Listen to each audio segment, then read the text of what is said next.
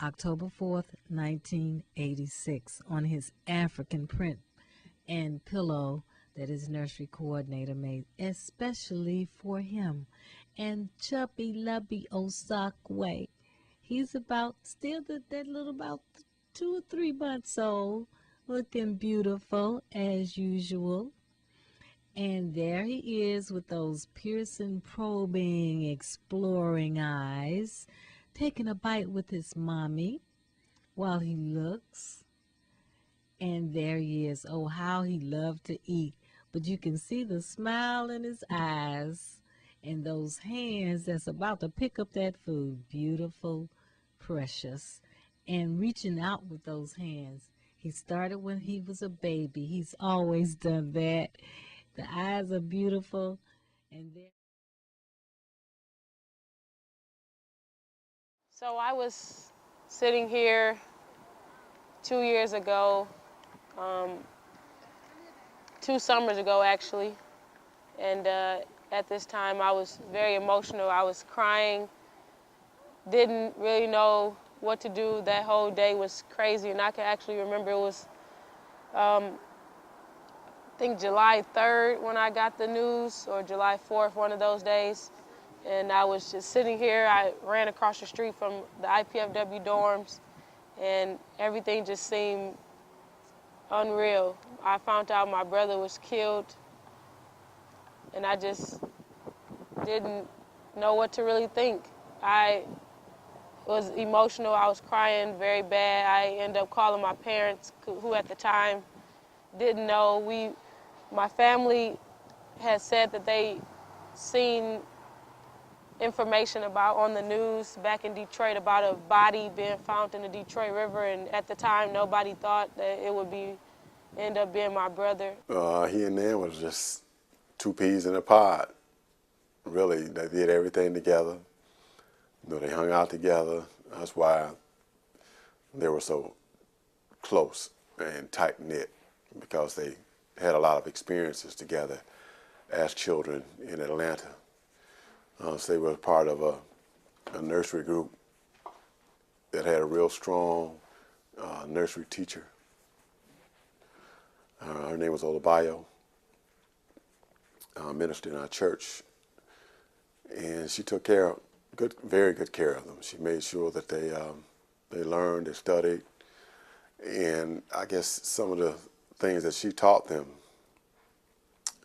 I really didn't appreciate it initially, and I really didn't realize the impact she had on their development until Nan came to Detroit from Atlanta, and she entered elementary school. And she was so far advanced with the other kids. She could read. Other kids really couldn't read. And that was the same kind of experience that Osakwe had. So this is the spot I was at right before I went home, probably an hour or so before I went home to Detroit. I came here and I was just sitting down like this, and my teammates just came and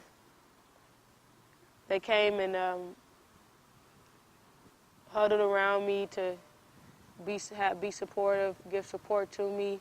I didn't really at the time. I just wanted to get away from everything, and I wasn't really saying much, but bring my brother back. That's all I wanted to do. That's all I wanted to see was my brother at the time. And I remember one of my best friends on the team, her name's Jana, she was looking for me. Nan first told me about her brother was missing. I remember we was about to go to workouts real early in the morning, and the first thing I tried to tell her was that he'll be okay and that she'll hear from him later. Let's just go work out. And then later on that day, I think it was maybe been like 6 or 7 hours after my workouts, Nan's roommate had called me and told me that Nan's brother had died, and my first reaction was to go find Nan, but I couldn't find her. I didn't know where she was at. And then I ended up running into two of my other teammates, and they told me that Nan had came over to their house earlier, or they had seen Nan somewhere. We was talking to our parents, and our first concern was to make sure Nan got home so she could be with her family. And we basically just took her home and, made sure she was okay on the ride up there, make sure she had everything she needed, and let her know that we was here for her if she needed anything. And we ended up coming back for the funeral and stuff, and to show our support and to show that it was a bad thing that happened. It was a very sad thing, especially during the funeral.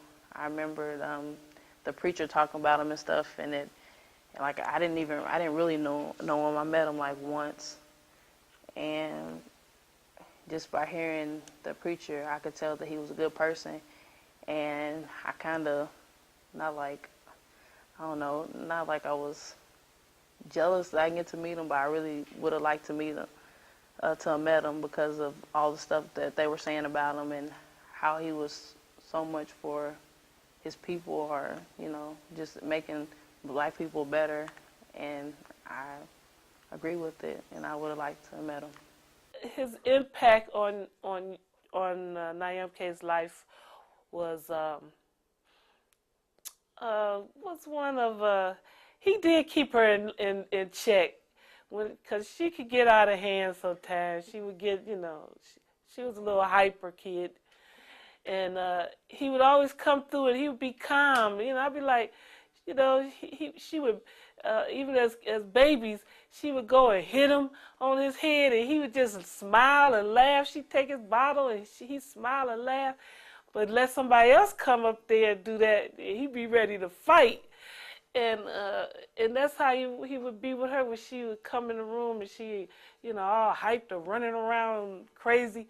It's just he would just say something and she would just calm down. I think that's why I liked for them to be together all the time, because at least I know she'd be calm for a few minutes. There was one story about nanyamka's homecoming dance at her high school, and she was so excited to go. She was, getting her hair all done up and her outfit. She had a little black dress to wear, and so she called Osakwe. He was gonna take her to the homecoming, and so he acted like he wasn't going, that he had to work. And she got frantic. She said, "Oh man, I got my nails done, and I got my hair done, and my outfit, and you talking about you not going?" Blah, blah, blah. She was just fussing. And so he said, "Psych," and he started laughing on the phone. And she was like, you can see the look on.